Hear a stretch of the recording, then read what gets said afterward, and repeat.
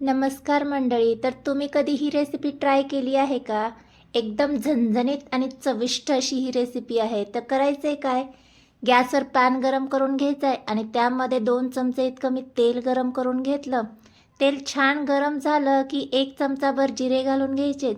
जिरे छान असे तडतडले की इथे मी 2 वाटी बारीक चिरलेला कांदा घालून घेतलेला आहे. कांद्याचं प्रमाण तुम्ही कमी जास्त केलं तरी काही हरकत नाही आहे. तुमच्या आवडीप्रमाणे कांद्याचं प्रमाण इथे घ्यायचं आहे. छान 2-3 मिनटं परतवून घ्यायचे. आता यामध्ये मी बारीक चिरलेल्या हिरव्या मिरच्या घेतलेल्या आहेत, सोबतच लाल देखील घेतलेल्या आहेत, कारण हिरव्या माझ्याकडे कमी होत्या त्यामुळे. तर छान हे सगळं आपल्याला गोल्डन होईपर्यंत परतवून घ्यायचे. आता यामध्ये 1 वाटी इतका टोमॅटो बारीक असा चिरून घेतलेला आहे, तो घालून घ्यायचा आहे. आता काही मसाले ॲड करून घ्यायचे आहेत. लाल तिखट घालून घेतलेला आहे, हळद घालून घेतली, चवीनुसार मीठ घालून घेतलं, गरम मसाला घालून घेतला आणि पावभाजी मसाला घालून घेतलेला आहे. आमचूर पावडर घालून घेतली. 2-3 मिनटं छान असे मसाले परतवून घ्यायचे आहेत. इथे बऱ्यापैकी मसाले परतवून झाले की आता यामध्ये काय करायचं आहे, पनीर घेतलेलं आहे, ते पनीर आपल्याला यामध्ये किसून घालायचं आहे.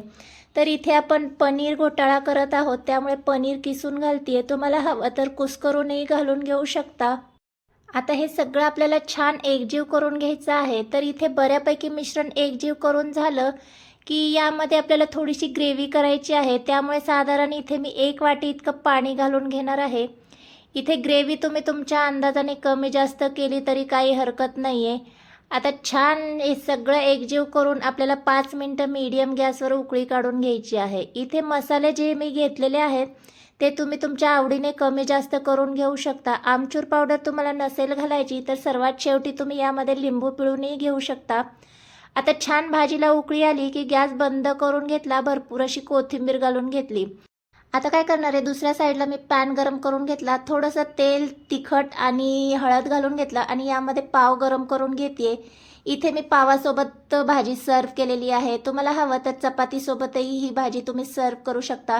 मस्त झणझणीत आणि चमचमीत इथे आपली पनीर घोटाळ्याची रेसिपी तयार झाली आहे. तर आजचा व्हिडिओ आवडला असेल तर व्हिडिओला लाईक करा. चॅनलवर नवीन असाल तर चॅनलला मात्र नक्की सबस्क्राईब करा.